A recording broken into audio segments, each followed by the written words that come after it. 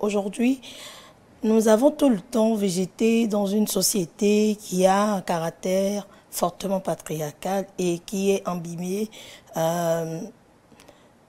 de ricochets traditionnels et coutumiers, ce qui fait que parler d'un testament, même si la personne a été à l'école, peu de nombre, étant cadre ou non, acceptent cette notion de testament parce qu'on se dit, dès que tu en parles, c'est que tu appelles la mort vers toi.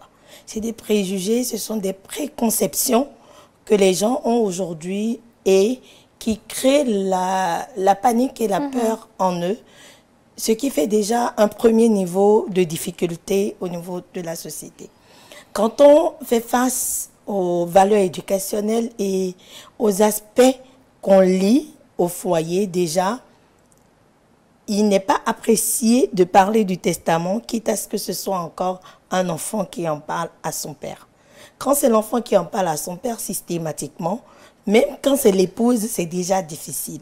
Quand l'épouse dit à son conjoint, il faudrait que tu fasses ton testament, c'est resté dans la mentalité des acteurs de la société. Il y a eu cette normalisation du fait que quand tu parles du testament, c'est que tu veux le départ de cette personne, de cette terre. Tu veux le tuer, tu veux contribuer à sa mort et lui arracher ses biens.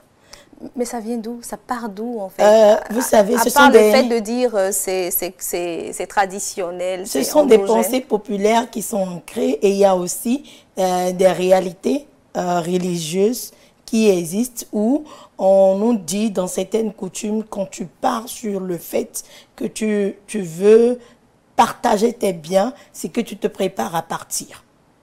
D'accord. Et quand c'est comme ça, de génération en génération, cette peur-là ou cette manière d'observer la réalité sociale a été inculquée de manière éducationnelle de génération en génération. Ce qui fait qu'aujourd'hui, quand tu fais face à plus âgé que toi et tu lui dis il faut faire ton testament, ou pire, s'il est malade et que tu lui dis fais ton testament, systématiquement il te pointe du doigt comme celui étant la source de ces problèmes pouvant le conduire vers la tombe. Donc je dirais simplement que déjà, tant que cet élément n'est pas déconstruit, et que cette peur-là, liée à la mort, est ancrée dans le mental, dans la psychologie des acteurs au niveau de la population, il serait difficile de dire à un enfant d'aller en discuter avec son père.